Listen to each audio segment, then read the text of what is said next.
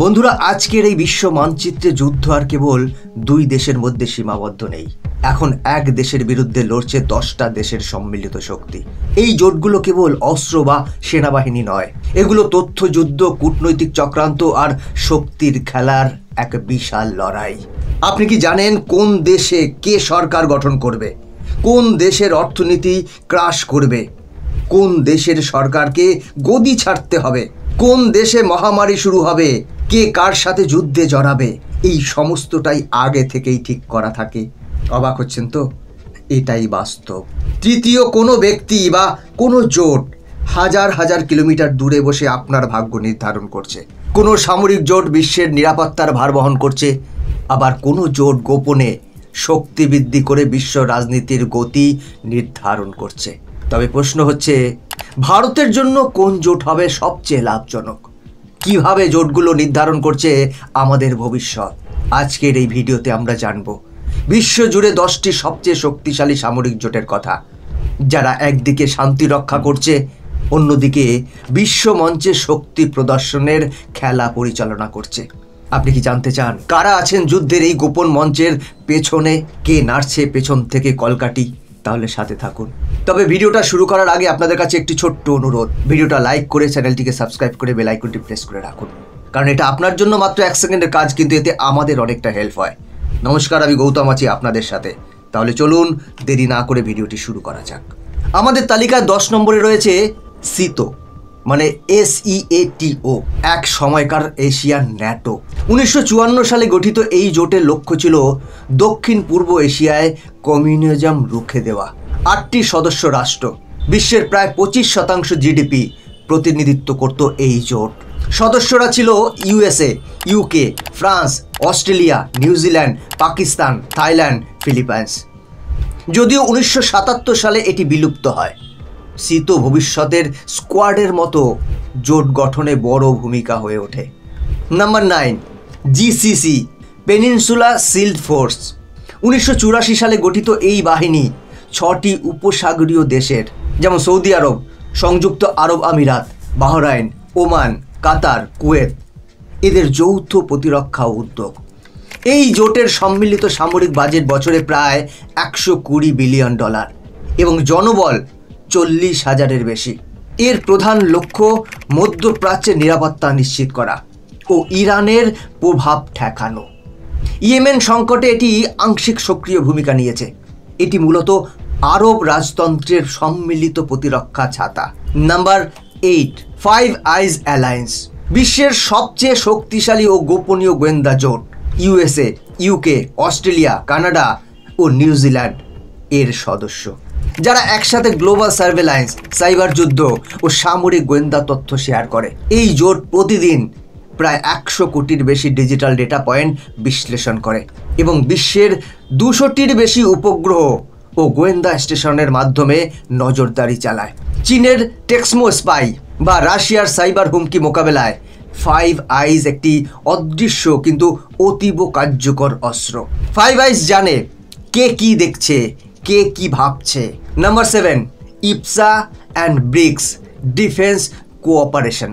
ইপসা এবং ব্রিক্সের প্রতিরক্ষা প্রতিযোগিতা India, Brazil, South Africa, Russia ও চায়না মিলে গ্লোবাল সাউথের নিরাপত্তায় নতুন শক্তি করছে। ব্রিক্সের সম্মিলিত সামরিক ব্যয় বছরে প্রায় $400 বিলিয়ন ছাড়িয়েছে। UN প্যাক কিপিং, ইন্দ্রা মহড়া ও ব্রিক্স গেমসে তারা সক্রিয়। ভারতের জন্য এটি শুধু অংশীদারিত্ব নয়, পশ্চিমা জোটের বাইরে দাঁড়ানো একটি বিকল্প প্রতিরক্ষা কণ্ঠ। এই জোটগুলো অর্থনৈতিক হলেও প্রতিরক্ষা ডায়ালগও দিনে দিনে গুরুত্বপূর্ণ হয়ে উঠছে। Number 6, CSTO, collective security treaty organisation. 2002 সালে গঠিত এই জোটে রয়েছে Russia, Belarus, Kazakhstan, Armenia, Kyrgyzstan ও তাজিকিস্তান। সদস্য দেশের মোট জনসংখ্যা প্রায় 17 কোটি এবং সামরিক বাজেট মিলিয়ে প্রায় $600 বিলিয়ন। মূল উদ্দেশ্য রাশিয়া ভিত্তিক নিরাপত্তা কাঠামো গড়ে তোলা এবং ন্যাটো এর প্রভাব মোকাবিলা করা।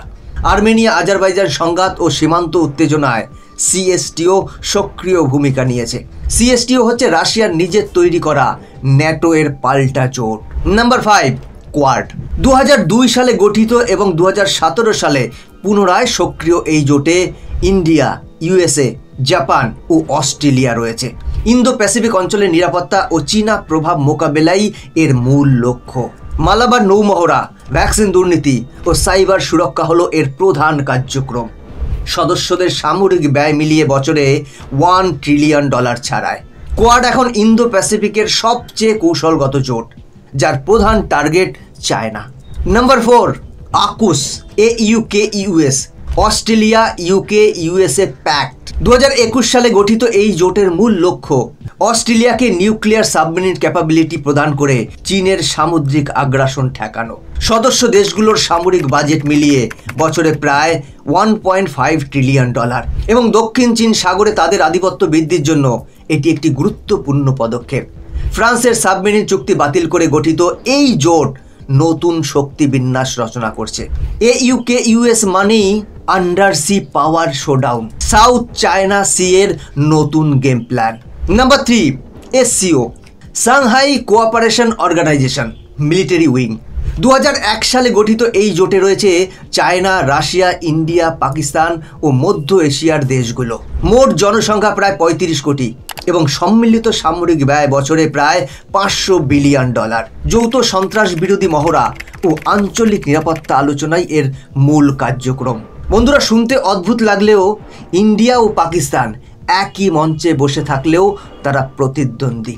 SCO হচ্ছে এক অদ্ভুত মঞ্চ, যেখানে বন্ধুও আছে, শত্রুও আছে। ANZUS মানে ANZUS, Australia, New Zealand, united states security treaty. 1951 সালে গঠিত এই জোট প্যাসিফিক অঞ্চলের নিরাপত্তায় কেন্দ্রীভূত, বিশেষ করে চীনের সামুদ্রিক প্রভাব রোধে। সদস্য দেশের সম্মিলিত সামরিক বাজেট বছরে প্রায় $850 বিলিয়ন এবং সদস্য 3 দেশের মোট জনসংখ্যা প্রায় 3 কোটি। যদিও নিউজিল্যান্ড সাম্প্রতিক সময় কিছুটা সেমি অ্যাক্টিভ, অস্ট্রেলিয়া ও ইউএসএর ট্যাগ টিম অত্যন্ত শক্তিশালী। অংজুজ হচ্ছে প্যাসিফিকের অদৃশ্য ঢাল। Number 1, NATO. 1949 সালে গঠিত এই ন্যাটো এখন অবধি 32টি দেশ সদস্য, যার মধ্যে 2024 সালে সুইডেন যুক্ত হয়েছে। এদের প্রধান মোটো একজনের উপর আক্রমণ সবাইয়ের উপর আক্রমণ হিসেবে গণ্য করা। সাম্প্রতিক সময়ে ইউক্রেন সংকট, বাল্টিক অঞ্চলের প্রতিরক্ষা ও কোসোভো হস্তক্ষেপে সক্রিয় ভূমিকা পালন করেছে। ইউএসএ, ইউকে ও ফ্রান্স এর পারমাণবিক ছাতার আওতায় এই জোট রয়েছে, যার সম্মিলিত বাজেট $1.2 ট্রিলিয়ন বেশি। ন্যাটো মানেই আধুনিক যুগের সবচেয়ে শক্তিশালী সামরিক জোট, যাদের সামনে দাঁড়ানো মানে বিশ্বযুদ্ধের আশঙ্কা। আজকের এই জটিল বিশ্বযুদ্ধে যুদ্ধ মানে শুধু বন্দুকের আওয়াজ নয়, এটি তথ্যের লড়াই, অর্থনৈতিক কূটনীতি, প্রযুক্তির দৌড় এবং কূটনৈতিক মঞ্চে শক্তি প্রদর্শনের প্রতিযোগিতা। সামরিক জোটগুলো যেন দেশের নিরাপত্তার বেল্ট এবং ভারতের মতো উদীয়মান শক্তির জন্য তারা এক রক্ষা কবচ। আমাদের ভারত নিজের গৌরব ও স্বাধিকার নিয়ে একদিকে কোয়াড ও ইপসার মতো জোট থেকে শক্তি ও কৌশল শিখছে, অন্যদিকে SEO এবং CSTOর মতো জটিল পরিস্থিতির মধ্যেও নিখুঁত কূটনীতি চালিয়ে যাচ্ছে। আমাদের জন্য এটা শুধুই সামরিক জোটের খেলা নয়, এটা দেশের ভবিষ্যৎ, সম্মান এবং সশস্ত্র স্বপ্নের লড়াই। ভারত চাইছে নিজস্ব পথে চলার স্বাধীনতা, কোনো বহিরাগত চাপে নয়, নিজের শক্তিতে বিশ্বে মাথা উঁচু করে দাঁড়াতে। আপনি কি মনে করেন ভারতের জন্য কোন সামরিক জোট সবচেয়ে লাভজনক? আপনার মতে এর মধ্যে কোন জোটটি সবথেকে বেশি শক্তিশালী? আপনার মতামত কমেন্ট করে জানান। বন্ধুরা, আজকের ভিডিও এখানেই শেষ করছি। এরকমই ইনফরমেটিভ ভিডিও দেখার জন্য চ্যানেলটিকে সাবস্ক্রাইব করে বেল আইকনটি প্রেস করে রাখুন। দেখা হচ্ছে পরবর্তী ভিডিওতে। জয় হিন্দ।